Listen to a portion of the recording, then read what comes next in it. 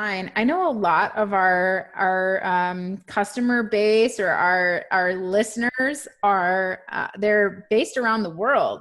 So, well, it's easy for me to pull my cat toys back and send them back in with Christmas stockings. It might be harder for somebody that lives in Europe that's selling on Amazon US. Do you have any recommendations for, let's say you got 300 in overstock and you're paying long-term storage fees on it, which is, a common problem that we often see. Do you have any recommendations for if somebody's overseas, like should they pull that inventory back at 50 cents in a removal order and then repackage? What do you think? Actually, so we've kind of dabbled in other marketplaces, and actually we just got a call from Amazon Japan that said they want to start onboarding us, which is epic. We're super stoked about that. But of course it's always bandwidth, right? How can I scale and get processes and stuff in place?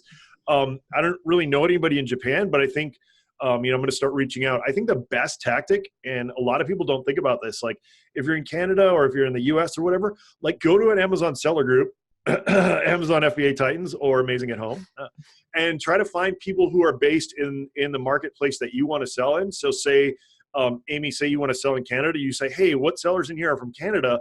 And then you guys make a deal to partner in the other person's country. So they come to you, Amy, and they say, hey, I want to start selling in the US. Will you partner with me? And then that way it's win-win, because then if this happens, then they can ship it to your address and you can repackage it for them or whatever. Because you're getting a piece of the pie and vice versa, and not only that, but you have somebody locally who can help you with, whether it's translation or, whatever. So to me, like, that's what we're going to try to do is we're going to start trying to partner with people in like the UK and in Europe to partner with us to have somebody local. Cause I think that's going to be a huge advantage moving forward, especially as those markets grow. So that's what we're going to try to do. Now, if you're just starting out, that might be a little harder, but it also might not be a little bit harder because somebody else in the group's probably just starting out too. So it could be a win-win. Not only that, but if you have somebody else who is partnering with you, they got skin in the game, you're more likely to like teach each other, help each other, things like that. So like a FBA buddy, fbabuddy.com. There we go. I like that idea.